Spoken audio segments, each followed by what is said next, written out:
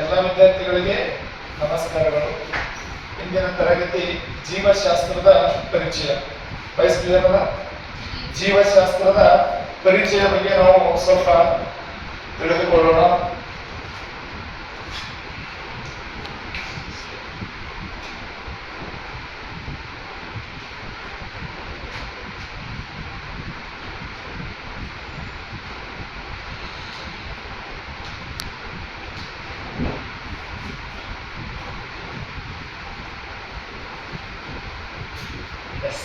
ಯಾವ ಶಾಸ್ತ್ರ?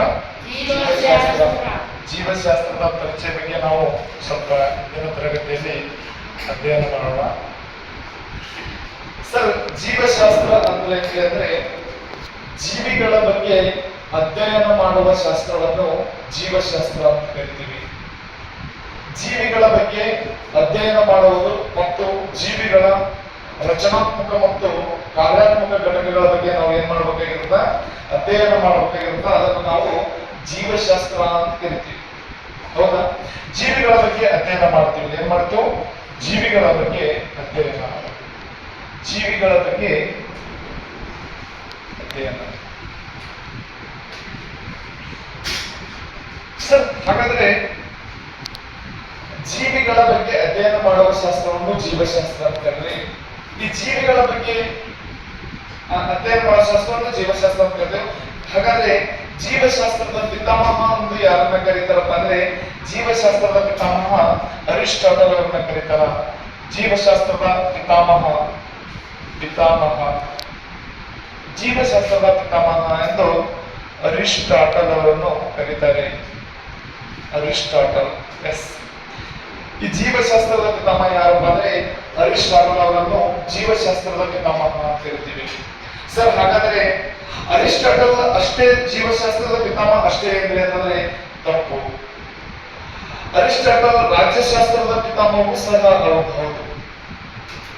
ಅರಿಸ್ಟಾಟಲ್ ಅವರನ್ನು ರಾಜ್ಯಶಾಸ್ತ್ರದ ಪಿತಾಮಹವು ಅಂತ ಕರೀತಾರೆ, ಜೀವಶಾಸ್ತ್ರದ ಪಿತಾಮಹವು ಅಂತ ಕರೀತಾರೆ. ಕೆಲವೊಂದ್ ಕಡೆ ಇತಿಹಾಸಕಾರ ಹೇಳ್ತಾರ ಆಡು ಮುಟ್ಟದ ಸೊಪ್ಪಿಲ್ಲ ಅರಿಸ್ಟಾಟಲ್ ಮುಟ್ಟದ ಪುಸ್ತಕಗಳಿಲ್ಲ. ಕೆಲವೊಂದ್ ಸೈಡ್ ಇತಿಹಾಸಕಾರ ಏನಂದ್ರ ಆಡು ಮುಟ್ಟದ ಸೊಪ್ಪಿಲ್ಲ ಅರಿಸ್ಟಾಟಲ್ ಹಿಡಿಯದ ಪುಸ್ತಕ ಇಲ್ಲ. ಪ್ರತಿಯೊಂದು ಪುಸ್ತಕಗಳ ಬಗ್ಗೆ ಸ್ಟಡಿ ಮಾಡ್ಯಾನ. ಹಾಗಾದ್ರೆ ರಾಜ್ಯಶಾಸ್ತ್ರದ ಪಿತಾಮಹ ಅಂತ ಅರಿಸ್ಟಾಟಲ್ ಅವರನ್ನ ಕರೀತಾರ, ಜೀವಶಾಸ್ತ್ರದ ಪಿತಾಮಹ ಅವರು ಅರಿಸ್ಟಾಟಲ್ ಅವರನ್ನ ಕರೀತಾರ. ಹಾಗಾದ್ರೆ ಈ ಅರಿಸ್ಟಾಟಲ್ನ ಗುರು ಯಾರಿರ್ತಾರಲ್ಲ, ಅರಿಸ್ಟಾಟಲ್ನ ಗುರು ಪ್ಲೇಟೋ ಆದರೆ ಅರಿಸ್ಟಾಟಲ್ನ ಶಿಷ್ಯ ಆದರೆ ಅಲೆಕ್ಸಾಂಡರ್. ಎಸ್, ನೋಡಿ, ಯುಪಿಎಸ್ ಬಹಳ ಇಂಪಾರ್ಟೆಂಟ್. ಕಾಂಪಿಟೇಟಿವ್ ಎಕ್ಸಾಮ್ ಇವೆಲ್ಲ ಬಹಳ ಸಲ ಅರಿಸ್ಟಾಟಲ್ನ ಗುರು ಯಾರಪ್ಪ ಅಂದ್ರೆ ಪ್ಲೇಟೋ. ಯಾರು? ಪ್ಲೇಟೋ. ಈ ಅರಿಸ್ಟಾಟಲ್ನ ಶಿಷ್ಯ ಅಂದ್ರೆ ಅಲೆಕ್ಸಾಂಡರ್. ನೋಡ್ರಿ, ಅರಿಸ್ಟಾಟಲ್ ರಾಜ್ಯಶಾಸ್ತ್ರದ ಪಿತಾಮಹ ಅಂತ ಕರೀತಾರ ಮತ್ತು ಜೀವಶಾಸ್ತ್ರದ ಪಿತಾಮಹ ಅಂತ ಕರೀತಾರ. ಎಸ್, ಜೀವಶಾಸ್ತ್ರಕ್ಕೆ ಸಂಬಂಧಪಟ್ಟಂತೆ ಏನ್ ಬರೆದ ಒಂದು ಕೃತಿ ಅದ, ಒಂದು ಗ್ರಂಥ ಅದ, ಯಾವ್ದಪ್ಪ ಅಂದ್ರೆ ಹಿಸ್ಟರಿ ಆಫ್ ಎನಿಮಲ್ಸ್.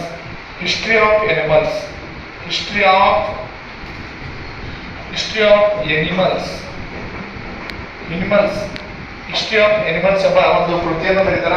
ಈ ರಾಜ್ಯಶಾಸ್ತ್ರಕ್ಕೆ ಸಂಬಂಧಪಟ್ಟಂತೆ ಒಂದು ಗ್ರಂಥವನ್ನ ಬರೀತಾನ. ಯಾವ್ದಪ್ಪ ಅಂದ್ರೆ ಪಾಲಿಟಿಕ್ಸ್ ಎಂಬ ಗ್ರಂಥವನ್ನ ಬರೀತಾರ. ಯಾರಪ್ಪ ಅಂದ್ರೆ ಅರಿಸ್ಟಾಟಲ್. ಯಾವದಂತ? ಪಾಲಿಟಿಕ್ಸ್ ಎಂಬ ಗ್ರಂಥವನ್ನ ಬರೀತಾರ. ಅದು ರಾಜ್ಯಶಾಸ್ತ್ರ ಸಂಬಂಧಪಟ್ಟಂತೆ ಬರೀತಾರೆ. ಜೀವಶಾಸ್ತ್ರದ ಪಿತಾಮಹ ಅಂದ್ರು ಅರಿಸ್ಟಾಟಲ್, ರಾಜ್ಯಶಾಸ್ತ್ರದ ಪಿತಾಮಹ ಅಂದ್ರು ಅರಿಸ್ಟಾಟಲ್. ಈ ಕಾಂಪಿಟೇಟಿವ್ ಎಕ್ಸಾಮ್ ಈ ಜೀವಶಾಸ್ತ್ರದ ಪಿತಾಮಹ ಅರಿಸ್ಟಾಟಲ್ ಅಷ್ಟೇ.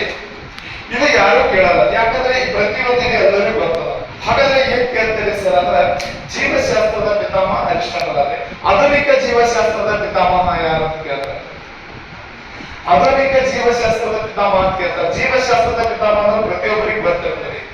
ಆಧುನಿಕ ಜೀವಶಾಸ್ತ್ರದ ಪಿತಾಮಹ ಅಂತಂದ್ರೆ ಎದೆ ಹೊಡಿ ಮಾಡ್ಬೋದು. ಆಪ್ಷನ್ ನಾಗ ಅರಿಸ್ಟಾಟಲ್ ಕೊಟ್ಟಿರ್ತಾರ, option B Aristotle, option A Aristotle ಕೊಟ್ಟಿರ್ತಾರ, ಆಪ್ಷನ್ ಬಿ ಏನ್ ಕೊಟ್ಟಿರ್ತಾರ ಅಂದ್ರೆ ಪ್ಲೇಟೋ ಕೊಟ್ಟಿರ್ತಾರ. ಯಾರು? Plato. Option C Charles Darwin ಅಂತ ಕೊಟ್ಟಿರ್ತಾರ. ಆಪ್ಷನ್ ಡಿ ಯಾವುದು ಅಲ್ಲ. ಇಲ್ಲಿ ಎಲ್ಲರೂ ಜೀವಶಾಸ್ತ್ರದ ಆಧುನಿಕ ಜೀವಶಾಸ್ತ್ರದ ಪಿತಾಮಹ ಅಂದ್ರು ಎಲ್ಲಿ ಹೋಗ್ತದ ಅದಕ್ಕೆ ಶಿವ ಅರಿಸ್ಟಾಟಲ್ ಹಾಕಿ ಬಂದ್ಬಿಡ್ತಾರ. ಮನೆ ಬಂದು ಯೋಚನೆ ಮಾಡ್ತಾರೆ, ಮನೆ ಬಂದು ಇವಾಗ ಟಿ.ಸಿ ಕೇಳಿದ್ರೆ ಕ್ವಶನ್ ಟಿ.ಸಿ ಕೇಳಿದ್ರೆ ಅಂತ ಫುಲ್ ಖುಷಿ ಆಗಿರುತ್ತೆ. ಮನೆ ಬಂದು ಆಧುನಿಕ ಜೀವಶಾಸ್ತ್ರ ಪಿತಾಮಹ ಬೇರೆ ಚಕ್ರ ಬಂದ್ಬಿಟ್ಟು ಅವನೊಂದು ಎಲ್ಲಿ ಹೊಡೆದಾಗ ಮಾಡ್ತಾವ. ಕಾಂಪಿಟೇಟಿವ್ ಫೀಲ್ಡ್ನಾಗ ಈಸಿ ಕ್ವಶನ್ ಬಂತಂದ್ರೆ ಬಿ ಥ್ರಿಲ್ ಇರ್ತದೆ, ಸ್ವಲ್ಪ ಯೋಚನೆ ಮಾಡ್ಬೇಕು, ನೋಡ್ಬೇಕು ಅದರೊಳಗೆ ಏನದ. ಹಾಗಾದ್ರೆ ಆಧುನಿಕ ಜೀವಶಾಸ್ತ್ರದ ಪಿತಾಮಹ ಎಂದು ಚಾರ್ಲ್ಸ್ ಡಾರ್ವಿನ್ ಅವರನ್ನ ಕರೀತಾರ. ಚಾರ್ಲ್ಸ್ ಡಾರ್ವಿನ್ ಅವರನ್ನ ಆಧುನಿಕ ಜೀವಶಾಸ್ತ್ರದ ಪಿತಾಮಹ ಅಂತ ಕರೀತಾರೆ. ಇದು ಬಹಳ ಮಂದಿ ಗೊತ್ತಿಲ್ಲ. ಇಂಥವುಗಳನ್ನು ನಾವು ಓದ್ಬೇಕು. ಒಳಗೆ ಯಾವಾಗ ಓದ್ತೀವಲ್ಲ ಅವಾಗ ನಾವು ಜೀವನದ ಸಕ್ಸಸ್. ಹೌದಾ? ಹೌದಲ್ಲ? ಯಾರಿಗ್ ಗೊತ್ತಿಲ್ಲ ನಾವು ಸ್ಟಡಿ ಮಾಡಬೇಕು. ಎಲ್ಲರೂ ಓದೋದು ಅವ್ರು ಏನ್ ಮಾಡೋದು, ಅದೇ ಹಾಡಿದ ಅರ್ಥೋನ್ ಏನ್ ಮಾಡೋದು. ಹೌದಲ್ಲ? ರೈಟ್ ನಾ ಹೇಳೋದು ಕರೆಕ್ಟ್. ಓದಿನ ಏನ್ ಮಾಡ್ತೀವಿ. ವಿಜ್ಞಾನದ ಪಿತಾಮಹ ಯಾರು? ರೋಸರ್ ಬೇಕರ್ ಅಂತ ಎಲ್ಲರೂ ಖುಷಿಯಿಂದ ಹೇಳ್ತೀವಿ. ಹೌದಾ? ಆಧುನಿಕ ವಿಜ್ಞಾನದ ಪಿತಾಮಹ ಸತ್ತಂದ್ರೆ ಕುತ್ತಿಗೆ ಬರ್ತದೆ.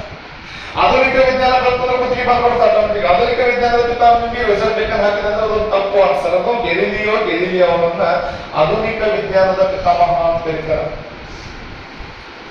ಎಸ್, ಹಾಗಾದ್ರೆ ಇದು ಆಧುನಿಕ ಜೀವಶಾಸ್ತ್ರದ ಪಿತಾಮಹ ಯಾರಪ್ಪ ಅಂದ್ರೆ ಯಾರು? ಚಾರ್ಲ್ಸ್ ಡಾರ್ವಿನ್ ಅವರನ್ನ ಕರೀತಾರೆ. ಯಾರಿಗೆ ಕರೀತಾರೆ? ಚಾರ್ಲ್ಸ್ ಡಾರ್ವಿನ್ ಅವರು.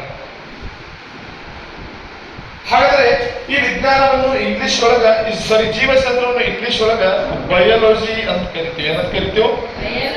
ಬಯಾಲಜಿ ಅಂತ.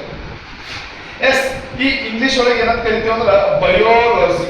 ಏನಂತ ಕರಿತೀವಿ? ಬಯಾಲಜಿ ಅಂತ ಕರಿತೀವಿ. ಈ ಬಯಾಲಜಿ ಎಂಬ ಪದವು ಈ ಬಯೋ ಮತ್ತು ಈ ಬಯಾಲಜಿ ಎಂಬ ಪದವು ಯಾವ ಭಾಷೆಯಿಂದ ಬಂದಿದೆ ಮಕ್ಕಳೇ? ಈ ಭಾಷೆ ಗ್ರೀಕ್ ಭಾಷೆ. ಯಾವ ಭಾಷೆ? ಗ್ರೀಕ್ ಭಾಷೆಯಿಂದ ಬಂದಿದೆ. ಬಯಾಲಜಿ ಎಂಬ ಪದವು ಯಾವ ಭಾಷೆಯಿಂದ ಬಂದಿದೆ ಅಂದ್ರೆ ಅದು ಗ್ರೀಕ್ ಭಾಷೆಯಿಂದ ಬಂದದ್ದು. ಯಾವ ಭಾಷೆ? ಗ್ರೀಕ್ ಭಾಷೆಯಿಂದ ಬಂದದ್ದು. ಇದು ಎಲ್ಲರೂ ಸ್ಪಷ್ಟವಾಗಿದೆ ಸರ್. ಹಾಗಾದ್ರೆ ಬಯೋ ಅಂದ್ರೆ ಏನ್ರಿ? ಬಯೋ ಅಂದ್ರೆ ಜೈವಿಕ, ಲಾಗಸ್ ಅಂದ್ರೆ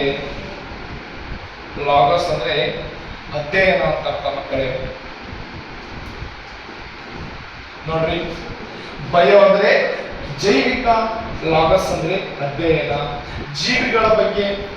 ಜೀವಿಗಳ ಜೈವಿಕ ಕ್ರಿಯೆಗಳ ಬಗ್ಗೆ ಅಧ್ಯಯನ ಮಾಡ್ತೀವಲ್ಲ ಅದನ್ನು ನಾವು ಏನಂತ ಕರಿತೀವಿ? ಬಯಾಲಜಿ ಅಂತ ಕರಿತೀವಿ ಅಥವಾ ಜೀವಶಾಸ್ತ್ರ ಅಂತ ಕರಿತೀವಿ.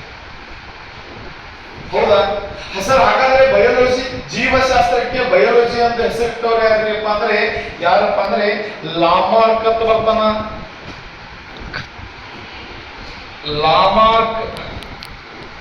ಲಾಮಾರ್ಕ್ ಮತ್ತು ಜಿ.ಆರ್. ಟ್ರೆವಿರಾನಸ್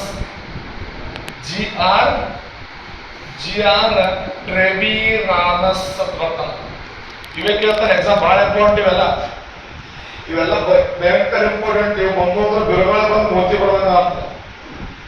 ಬಿರುಗಾಳಿ ಮೋತಿ ಬಿಡ್ಲಿಕ್ಕ ಮೋತಿ ಹಿಂಗ್ ತಿರುಗ್ತಿ ಗೊತ್ತಲ್ಲ?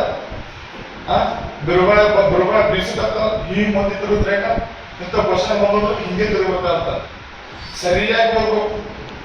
ಎಸ್, ನೋಡಿ, ಬಯಾಲಜಿಯನ್ನು ಗ್ರೀಕ್ ಭಾಷೆ, ಬಯಾಲಜಿ ಎಂಬ ಪದ ಗ್ರೀಕ್ ಭಾಷೆ.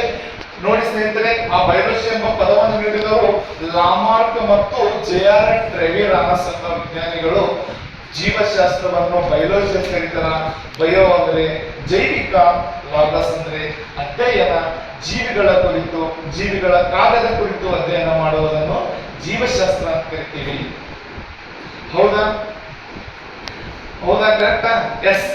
ಹಾಗಾದ್ರೆ ಇನ್ನು ಈ ಜೀವಶಾಸ್ತ್ರದ ಬಗ್ಗೆ ಇಷ್ಟು ಮಾಹಿತಿ ಆದ್ರೆ ಇದರಲ್ಲಿ ಜೀವಿಗಳ ಲಕ್ಷಣಗಳ ಬಗ್ಗೆ ನಾವು ಕುರಿತು ಸ್ವಲ್ಪ ಅಧ್ಯಯನ ಮಾಡಬೇಕು.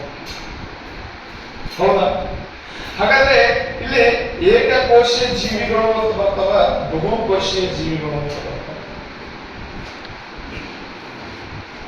ಅಥವಾ ಈ ಬಯಾಲಜಿಗಳಲ್ಲಿ ನೋಡಿ,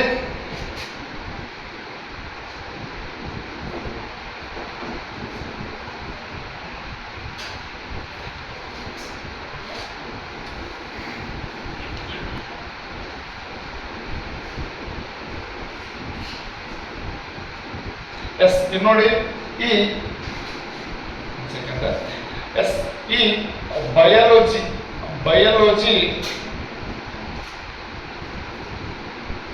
ಬಯಾಲಜಿ ಏನಪ್ಪಾ ಅಂದ್ರೆ ಎರಡು ಶಾಖೆಗಳನ್ನು ಒಳಗೊಂಡದ, ಒಂದು ಜೂಲಜಿ, ಇನ್ನೊಂದು ಬಾಟನಿ. ಎಷ್ಟು ಶಾಖೆಗಳನ್ನು ಒಳಗೊಂಡಿದೆ ಮಕ್ಕಳೇ? ಎರಡು. ಒಂದು ಬಾಟನಿ, ಇನ್ನೊಂದು ಜೂಲಜಿ. ಯಾವ ಲೋಜಿ? ಜೂಲಜಿ. ಎಸ್ ನೋಡ್ರಿ ಎಷ್ಟು ಚಂದ ಹೆಸರ. ಬಯಾಲಜಿ ಎರಡು ಶಾಖೆಗಳನ್ನು, ಒಂದು ಬಾಟನಿ, ಇನ್ನೊಂದು ಜೂಲಜಿ. ಸರ್ ಹಾಗಾದ್ರೆ ಬಾಟನಿ ಅಂದ್ರೆ ಅಂದ್ರೆ ಸಸ್ಯಶಾಸ್ತ್ರ ಮಕ್ಕಳೇ. ಯಾವ ಶಾಸ್ತ್ರ? ಸಸ್ಯಶಾಸ್ತ್ರ. ಎಸ್ ಸರ್ ಹಾಗಾದ್ರೆ ಜೂಲಜಿ ಅಂದ್ರೆ ಏನ್ರಿ? ಜೂಲಜಿ ಅಂದ್ರೆ ಪ್ರಾಣಿಶಾಸ್ತ್ರ. ಯಾವ ಶಾಸ್ತ್ರ? ಪ್ರಾಣಿಶಾಸ್ತ್ರ. ಎಸ್ ಇವೆಲ್ಲ ಬಹಳ ಇಂಪಾರ್ಟೆಂಟ್. ಬಯಾಲಜಿ ಎಂಬುದು ಎರಡು ಶಾಖೆಗಳನ್ನು ಒಳಗೊಂಡ, ಒಂದು ಸಸ್ಯಶಾಸ್ತ್ರ, ಇನ್ನೊಂದು ಪ್ರಾಣಿಶಾಸ್ತ್ರ. ಹೌದಾ? ಹಾಗಾದ್ರೆ ನಾವು ಈಗ ಒಂದನೇದಾಗಿ ಎದ್ರ ಬಗ್ಗೆ ಅಧ್ಯಯನ ಮಾಡೋಣ? ಸಸ್ಯಗಳ ಕುರಿತು ಅಧ್ಯಯನ ಮಾಡೋಣ. ಸಸ್ಯಶಾಸ್ತ್ರ ಒಂದನೇ ಯಾವುದು? ಬಾಟನಿ ಅಥವಾ ಸಸ್ಯಶಾಸ್ತ್ರ.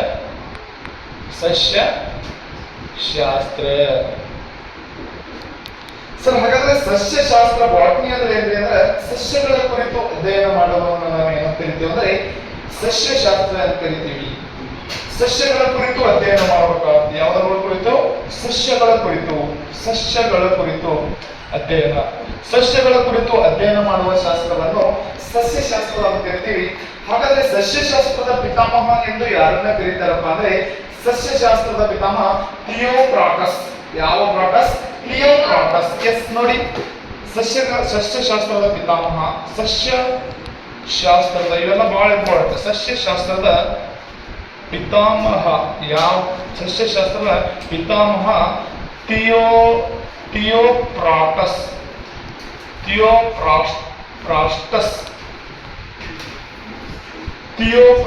ಅನ್ನನ್ನು ಸಸ್ಯಶಾಸ್ತ್ರದ ಪಿತಾಮಹ ಅಂತ ಕರಿತೀವಿ. ಸಸ್ಯಶಾಸ್ತ್ರ ಬಯಾಲಜಿಯಲ್ಲಿ ಎರಡು ಶಾಖೆಗಳಾದವು, ಒಂದು ಜೀವಶಾಸ್ತ್ರ, ಒಂದು ಸಸ್ಯಶಾಸ್ತ್ರ, ಇನ್ನೊಂದು ಪ್ರಾಣಿಶಾಸ್ತ್ರ. ಬಾಟ್ನಿ ಮತ್ತು ಜೂಲಜಿ. ಹಾಗಾದ್ರೆ ನಾವು ಬಾಟ್ನಿ ಬಗ್ಗೆ ಅಧ್ಯಯನ ಮಾಡುತ್ತೀವಿ, ಸಸ್ಯಶಾಸ್ತ್ರದ ಬಗ್ಗೆ ಅಧ್ಯಯನ ಮಾಡುತ್ತೀವಿ. ಸಸ್ಯಶಾಸ್ತ್ರ ಅಂದ್ರೆ ಸಸ್ಯಗಳ ಕುರಿತು ಅಧ್ಯಯನ ಮಾಡುವ ಶಾಸ್ತ್ರವನ್ನು ಸಸ್ಯಶಾಸ್ತ್ರ ಅಂತ ಕರಿತೀವಿ. ಹೌದಾ? ಸಸ್ಯಶಾಸ್ತ್ರದ ಪಿತಾಮಹ ಬಂದುಬಿಟ್ಟು ಥಿಯೋಫ್ರಾಸ್ಟಸ್. ಯಾರು? ಥಿಯೋಫ್ರಾಸ್ಟಸ್ ಅಂದ್ರೆ ಒಂದೇ. ಥಿಯೋಫ್ರಾಸ್ಟಸ್ ಅಂದ್ರೆ ಥಿಯೋಫ್ರಾಸ್ಟಸ್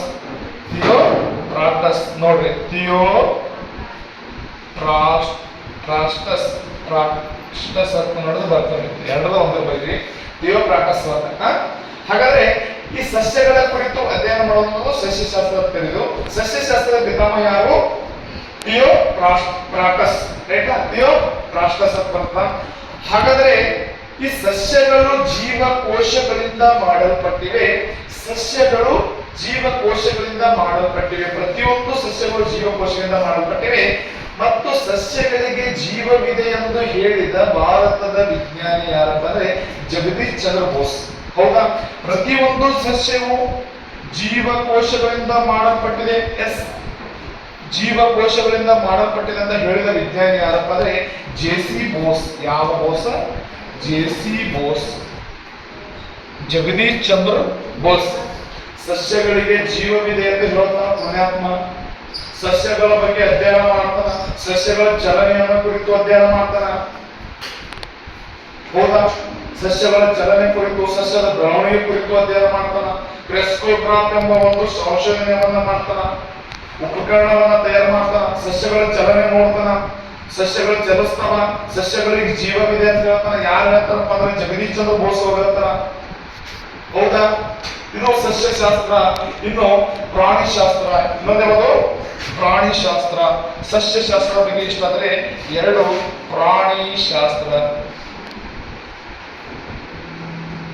ಹಾಗಾದ್ರೆ ಸರ್ ಪ್ರಾಣಿಶಾಸ್ತ್ರ ಅಂದ್ರೆ ಏನ್ರಿ ಅಂದ್ರೆ ಜೂಲಜಿ ಅಂತ ಕರಿತೀವಿ. ಇಂಗ್ಲಿಷ್ ಒಳಗೆ ಏನಂತ ಕರಿತೀವಿ? ಜೂಲಜಿ. ಪ್ರಾಣಿಗಳ ಬಗ್ಗೆ ಅಧ್ಯಯನ ಮಾಡುವ ಶಾಸ್ತ್ರವನ್ನು ನಾವು ಪ್ರಾಣಿಶಾಸ್ತ್ರ ಎಂದು ಕರಿತೀವಿ. ಪ್ರಾಣಿಗಳ ಬಗ್ಗೆ ಅಧ್ಯಯನ ಮಾಡುವ ಶಾಸ್ತ್ರವನ್ನು ಇದು ಪ್ರಾಣಿಶಾಸ್ತ್ರ ಅಂತ ಕರಿತೀವಿ. ಹಾಗಾದ್ರೆ ಪ್ರಾಣಿಶಾಸ್ತ್ರದ ಪಿತಾಮಹ ಯಾರು ಸರ್ ಅಂದ್ರೆ ಅರಿಸ್ಟಾಟಲ್ ಅವರನ್ನ ಕರೀತಾರೆ. ಪ್ರಾಣಿಶಾಸ್ತ್ರದ ಪಿತಾಮಹ ಯಾರು? ಪಿತಾಮಹ ಯಾರು? S, Aristotle. ಅರಿಸ್ಟಾಟಲ್ ಅರಿಸ್ಟಾಟಲ್ ಅವರನ್ನು ಪ್ರಾಣಿಶಾಸ್ತ್ರದ ಪಿತಾಮಹ ಅಂತ ಕರೀತಾರೆ. ಹೌದಾ? Yes sir. ಹಾಗಾದ್ರೆ ಈ ಕೋಶೀಯ ಲಕ್ಷಣಗಳ ಬಗ್ಗೆ ತಿಳಿಬೇಕು. ಒಂದು ಜೀವಿಯು ಜೀವಂತವಾಗಿರಲು ಅವಶ್ಯವಾಗಿ ಉಸಿರಾಟ ಬೇಕು, ಬೆಳವಣಿಗೆ ಬೇಕು, ಪೋಷಣೆ ಬೇಕು, ಸಂತಾನೋತ್ಪತ್ತಿ, ವಿಸರ್ಜನೆ ಮಾಡಬೇಕು. ಹೌದಾ? ಮಾಡಬೇಕೇನು? ಎಸ್. ಉಸಿರಾಟ ಬೇಕಾಗಿದೆ. ಎಸ್. ಹಾಗಾದ್ರೆ ಫಸ್ಟ್ ನಾವು ಏಕಕೋಶೀಯ ಬಗ್ಗೆ ತಿಳಿದುಕೊಳ್ಳೋಣ. ಯಾವ ಕೋಶೀಯ? ಕೋಶೀಯ ಲಕ್ಷಣ. ಕೋಶೀಯ ಲಕ್ಷಣ. ಕೋಶೀಯ ಲಕ್ಷಣ ಅಂದ್ರೆ ಏನಂದ್ರ ಪ್ರತಿಯೊಂದು ಭೂಮಿಯ ಮೇಲೆ ಕಂಡು ಬರುವ ಜೀವಿಯು ಜೀವಕೋಶಗಳಿಂದ ಮಾಡಲ್ಪಟ್ಟಿದೆ. ಜೀವಿಯ ಕಾರ್ಯಾತ್ಮಕ ಮತ್ತು ರಚನಾತ್ಮಕ ಘಟಕಕ್ಕೆ ನಾವು ಜೀವಕೋಶ ಅಂತ ಕರಿತೇವೆ. ಅರೆ ಹೌದಾ?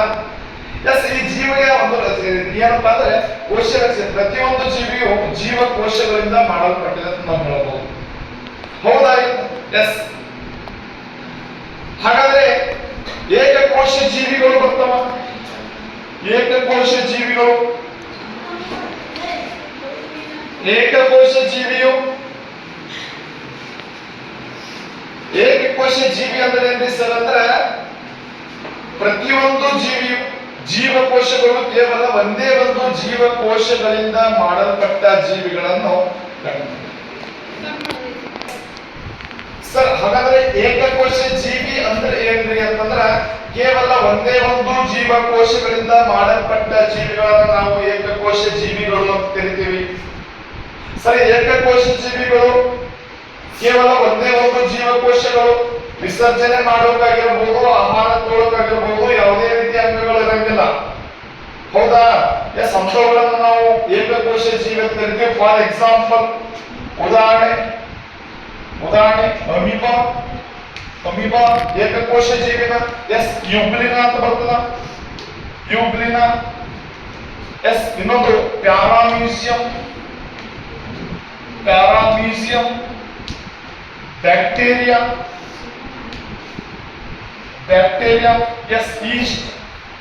ಈಸ್ಟ್ ನೋಡ್ರಿ, ಕೇವಲ ಒಂದೇ ಒಂದು ಜೀವಕೋಶಗಳಿಂದ ಮಾಡಲ್ಪಟ್ಟ ಜೀವಿಗಳನ್ನು ಏಕಕೋಶ ಜೀವಿ ಅಂತ ಕರಿತೀವಿ. ಅಮೀಬಾ ಎಲ್ಲಿ ಕಂಡು ಬರ್ತದೆ ಸರ? ಎಸ್. ನಿಂತ ನೀರುಗಳಲ್ಲಿ. ಆ ಸವಕಾಶ ಹರಿತಿರ್ತಾವ ನೀರು, ಶುದ್ಧ ನೀರಿನಲ್ಲಿ ಕಂಡು ಬರ್ತಾವ. ಮತ್ತ ಆ ಸವಕಾಶ ನೀರಲ್ಲಿ ಇರ್ತಾವ. ಮತ್ತು ಕೊಳದಲ್ಲಿ, ಕುಂಡದಲ್ಲಿ, ಹೌದಾ, ಹೊಲಸು ನೀರಿರ್ತವೆ ಅಂತಲ್ಲೆಲ್ಲ ಏನ್ ಕಂಡು ಬರ್ತದೆ ಮಕ್ಕಳೇ? ಅಮೀಬಾ ಕಂಡು ಬರ್ತದ ಸರ್. ಹಾಗಾದ್ರೆ ಪ್ಯಾರಾಮೀಸಿಯಂ ನೋಡಲು ಯಾವ ಆಕಾರದಲ್ಲಿದ? ಅಮೀಬಾ ನಿರ್ದಿಷ್ಟ ಆಕಾರ ಇರುವುದಿಲ್ಲ ಮಕ್ಕಳೇ. ಪ್ಯಾರಾಮೀಸಿಯಂ ನಿರ್ದಿಷ್ಟವಾದ ಆಕಾರ ಇರ್ತದ. ಅಮೀಬಾ ಯಾಕೆ ಇರಲ್ರಿ ಸರ್ ಅಂದ್ರೆ ಅಮೀಬಾದ ತೆಳುವಾದ ಪದರವನ್ನು ಹೊಂದಿರ್ತದ. ಯಾವ ಪದರದಿರ್ತ? ತೆಳುವಾದ ಪದರ ಹೊಂದಿರ್ತ. ಬಟ್ ಆ ನಿರ್ದಿಷ್ಟವಾದ ಆಕಾರ ಇರಂಗಿಲ್ಲ, ಗಾತ್ರ ಇಲ್ಲ. ಪ್ಯಾರಾಮೀಸಿಯಂ ನಿರ್ದಿಷ್ಟವಾದ ಆಕಾರ ಸರ್. ಹಾಗಾದ್ರೆ ಪ್ಯಾರಾಮೀಸಿಯಂ ನೋಡಲು ಯಾವ ಆಕಾರದಲ್ಲಿ ಅಂದ್ರೆ ಮೆಟ್ಟಿನ ಆಕಾರದಲ್ಲಿದೆ. ನೀವು ಹಾಕುವಂತ ಚಪ್ಪಲಿಯ ಆಕಾರದಲ್ಲಿ ಯಾವ್ದು ಕಂಡು ಬರ್ತದೆ ಮಕ್ಕಳೇ? ಪ್ಯಾರಾಮೀಸಿಯಂ ಕಂಡು ಬರ್ತದ. ಇನ್ನು ಬ್ಯಾಕ್ಟೀರಿಯಾಗಳು ಜಗತ್ತಿನಲ್ಲಿ, ಪ್ರಪಂಚದಲ್ಲಿ ಅತಿ ಹೆಚ್ಚಿನ ಪ್ರಮಾಣದಲ್ಲಿ ಯಾವ ಸೂಕ್ಷ್ಮಾಣು ಜೀವಿಗಳು ಕಂಡು ಬರ್ತಾವ ಅಂದ್ರ ಬ್ಯಾಕ್ಟೀರಿಯಾಗಳು. ಇದು ಬಹಳ ಇಂಪಾರ್ಟೆಂಟ್. ಜಗತ್ತಿನಲ್ಲಿ ಅತಿ ಹೆಚ್ಚಿನ ಪ್ರಮಾಣದಲ್ಲಿ ಕಂಡುಬರುವ ಸೂಕ್ಷ್ಮಾಣು ಜೀವಿಗಳು ಯಾವಂದ್ರ ಬ್ಯಾಕ್ಟೀರಿಯಾಗಳು. ಅರ್ಥ ಆಗುತ್ತಲ್ಲ? ಎಸ್. ಹಾಗಾದ್ರೆ ಈಸ್ಟ್ ಸರಿ. ಈಸ್ಟ್ ಎಲ್ಲಿ ಬಳಸ್ತೀವಿ? ಬೇಕರಿಗಳಲ್ಲಿ ಕೇಕ್ ಉಬ್ಬಲು. ಹೌದಾ? ಕೇಕ್ ಉಬ್ಬಲು ಮತ್ತು ಬ್ರೆಡ್ ಉಬ್ಬಲು. ಮತ್ತೇನಪ್ಪಾ ಅಂದ್ರೆ ನೀವು ಕುಡಿಯುವಂತ ಜ್ಯೂಸ್ ಒಳಗ. ಎಸ್. ಜ್ಯೂಸ್ ಅಂದ್ರೆ ಯಾವ juice? Goa juice. Yes. Goa juice ನೀವು ಕುಡಿಯುವಂತ ಇದರಲ್ಲಿ ಆಲ್ಕೋಹಾಲ್ ಅಲ್ಲಿ ಏನ್ ಬಳಸ್ತಾರಪ್ಪ ಅಂದ್ರೆ ಈಸ್ಟ್ ಅನ್ನ ಬಳಸ್ತಾರ. ಅರ್ಥ ಆಗತ್ತದ? ಆಲ್ಕೋಹಾಲ್ ಅಲ್ಲಿ ಈಸ್ಟ್ ಬಳಸ್ತಾರ, ಬ್ರೆಡ್ ಗಳಲ್ಲಿ ಈಸ್ಟ್ ಬಳಸ್ತಾರ, ಕೇಕ್ ಗಳಲ್ಲಿ ಈಸ್ಟ್ ಬಳಕೆ ಆಗ್ತದ. ಹೌದಾ? ಇದು ಏಕಕೋಶ ಜೀವಿ. ಇನ್ನು ಬಹುಕೋಶೀಯ ಜೀವಿ ಎರಡು. ಯಾವುದು? ಬಹುಕೋಶೀಯ ಜೀವಿ. ಬಹುಕೋಶೀಯ ಜೀವಿ